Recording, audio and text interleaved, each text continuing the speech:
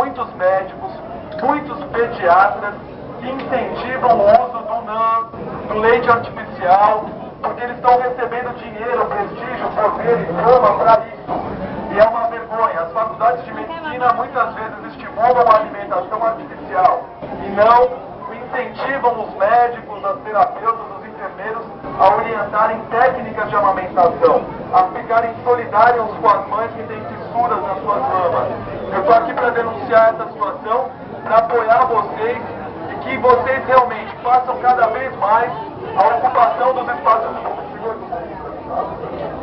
E para lembrar muito dessa causa do Parque Augusta, porque lá vai ser um ambiente livre de amamentação, realmente, para amamentação, e que nós todos possamos lembrar que o vínculo afetivo da sua mãe com a criança começa na amamentação. É isso aí, uma salva de palmas para vocês que vocês merecem.